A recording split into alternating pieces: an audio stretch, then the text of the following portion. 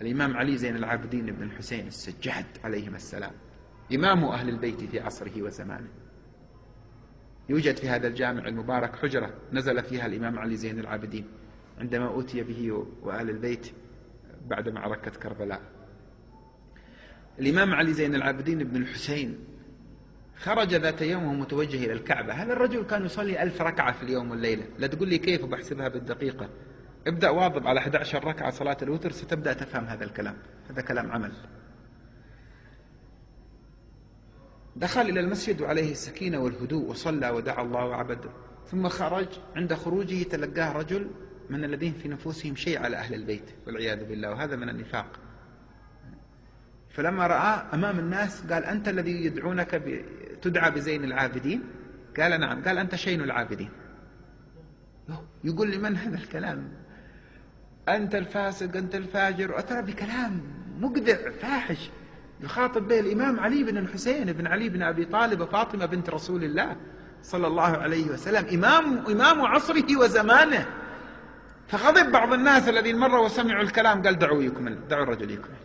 لما انتهى الرجل من كل ما عنده، مسلسل الشتم كله العريضة اللي معكم، أقبل عليه سيدنا علي زين العابدين قال: يا ابن أخي، أما وكل الذي قد ذكرت في،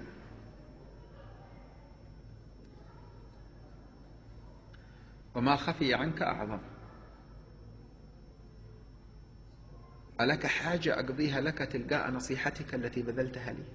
أحسنت لي، نصحت. بكى الرجل قال: أشهد أنك ابن رسول الله. سامحني يا سيدي، لقد أغراني القوم بشيء من المال، قالوا لي: إن أنت أغضبت علي بن الحسين وجعلته يجهل عليك. يجهل يعني يغضب، يشتم، سمي جهل عند العرب جهلا. يجهل عليك، أعطيناك 1000 دينار من الذهب.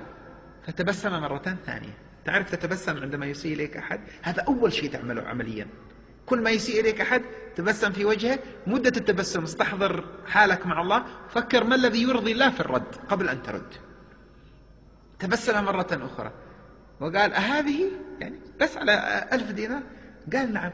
قال: أما ولو أخبرتنا لا أعطيناكها دون أن نحوجك إلى أن تغضبنا فنجهل عليك.